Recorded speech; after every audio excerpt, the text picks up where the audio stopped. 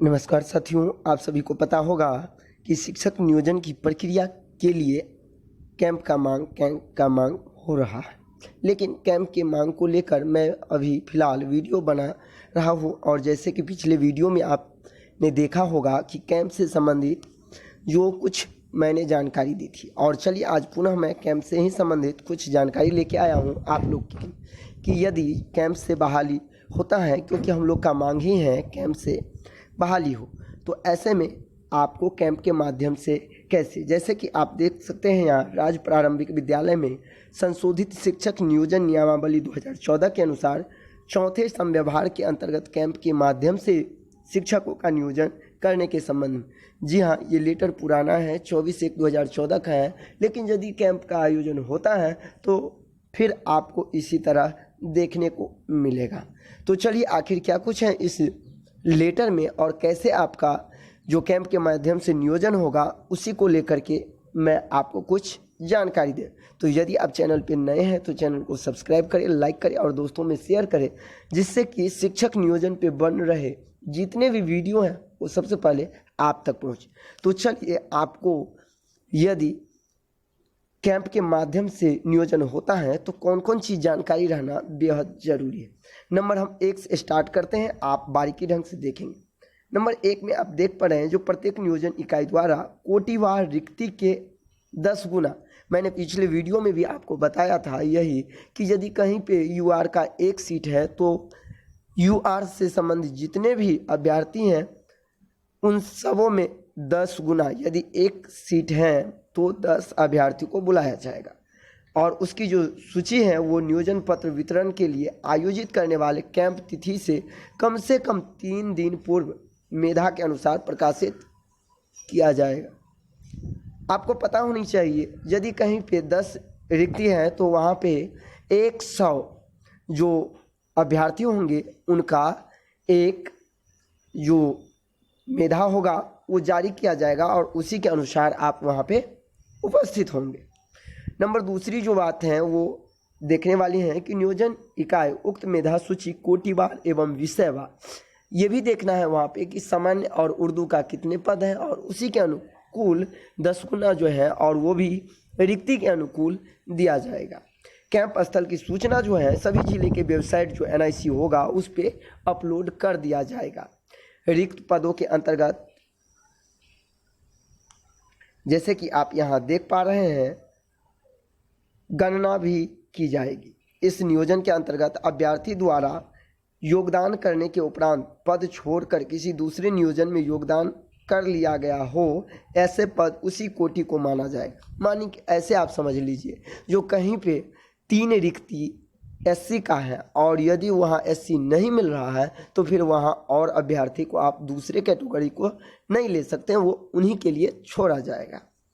Number जो तीसरा है वो देखने वाले हैं कि नियोजन कैंप में अभ्यर्थी शैक्षणिक प्रमाण पत्र साथ में TET उत्तीर्णता से संबंधित प्रमाण पत्र के साथ उपस्थित होंगे। और वहाँ आपको ये चीज़ बता दें कि जैसे उस बार TET का सर्टिफिकेट ले लिया जाता है था, उसी तरह इस बार आपका जो भी डॉक्यूमेंट्स होगा वो ले लिया जाएगा, जिससे कि आप किसी भी अन्य नियोजन इकाई में जाकर के वहाँ भी आप मौका नहीं ले सकते हैं, जिससे कि वहाँ भी दूसरे लोगों को मौका मिले, ऐसा प्रावधान किया गया है। यदि आप एक जगह ही कैंप में भाग लेते हैं और वहाँ आप सेलेक्ट हो जाते हैं तो फिर आपको वहीं आपका जो प्रमाण पत्र होगा वो जब्त कर लिए जाएंगे। आगे बात और क्या कुछ है वो चलिए हम दिखाते हैं। वैसे नियोजन इकाई भी इस कैंप में सम्मिलित होंगे जहां नियोजन हेतु 3 संव्यवहार की प्रक्रिया पूर्ण नहीं हुई हो। यानी ऐसा मानना था 2012 की नियमावली में कि यदि 3 बार नियोजन प्रक्रिया के लिए जो उसका शेड्यूल था वो जारी होकर उसको जो है 3 चरण पूरा कर लिया गया था बहुत जगह, लेकिन जहां नहीं भी हुआ है वो पूरा 3 चरण, वहां भी यही करना है और रिक्ति के 10 गुना कोटिवार अभ्यर्थी की जो सूची होगा वो जारी करेगा 2-3 दिन पहले, और उसमें आप देख करके और उसी अनुसार से आप जो है विभिन्न सारे जो आप नियोजन इकाई हैं वहाँ जाएंगे। चलिए और हम बात बताते हैं कुछ इसमें। संबंधित अभ्यर्थी जिस नियोजन इकाई के अंतर्गत होंगे इच्छुक होंगे वे नियोजन इकाई को पूर्व से ही चिन्हित कर लेंगे। यदि आपको 10 गुना में जहां भी आपका नाम आता है तो आप उसमें भी चिन्हित कर ले कि मुझे कहाँ पे पहुँचना है। उसमें भी आप अपना कोटि और अपना जो जिस भी कैटेगरी में है वो भी आप ध्यान रख लेंगे। चलिए, और मुख्य चीज़ जो है वो आपको मैं बता दूं कि एक अभ्यर्थी को 3 बार ही पुकारा जाएगा वहाँ। अगर वह उपस्थित नहीं होता है तो उनके बाद अभ्यर्थी को इसी प्रकार 3 बार पुकारा जाएगा। इस दौरान यदि जिसका नाम पूर्व में पुकारा गया हो उपस्थित होकर नियोजन की प्रक्रिया में शामिल होना चाहेगा तो उन्हें अनुमति नहीं दी जाएगी। यानी कह सकते हैं यदि आप 3 बार पुकारा गया हो और फिर भी आप नहीं पहुँचे हैं और यदि बाद में आप जाकर के जब उसका नंबर आगे बढ़ जाता है तो फिर आपका दावा अमान्य होगा। वहाँ पे आपका दावा बिल्कुल ही मान्य नहीं हो सकता है। इस चीज़ को साथियों ध्यान रखना है आप सबों को। आगे हम और बता दें कि इसकी जो कैंप का आयोजन होता है वो 10:30 बजे से 4:30 बजे तक किया जाता है। और सारी चीज़ें हैं जैसे कि आप यहाँ देख सकते हैं। आपको बता दें कि इसमें जो कैंप के लिए जो मुख्य रूप से जो स्थल होता है वो भी आपको मैं दिखा दूंगा यहाँ। लेकिन इससे पहले आप ये देख लीजिए कि नियोजन पत्र कैंप दिवस पर ही हाथों हाथ दे दिया जाएगा आपको। जैसे ही आपका वहाँ डॉक्यूमेंट्स देखा जाएगा, वेरिफिकेशन हो जाएगा, वहीं आपको दे दिया जाएगा। कैंप की तिथि से 3 दिनों के अंतर्गत नियोजन पत्र निर्गत कर हाथों हाथ अथवा निबंधित डाक से संप्रेषित करा दिया जाएगा। अन्यथा की स्थिति में नियोजन पत्र निर्गत माना जाएगा। यदि आप वो नहीं भी करते हैं तो फिर भी उसका नियोजन पत्र निर्गत माना जाएगा एवं संबंधित नियोजन इकाई के विरुद्ध विधि सम्मत कार्रवाई भी प्रारंभ कर दी जाएगी। यानी किसी कैंडिडेट का यदि नाम पुकारने पर आ जाता है, उसको सब कुछ हो जाता है, फिर भी उसको आप लेटर नहीं देते हैं तो आप अर्थात नियोजन इकाई पर कार्रवाई किया जाए।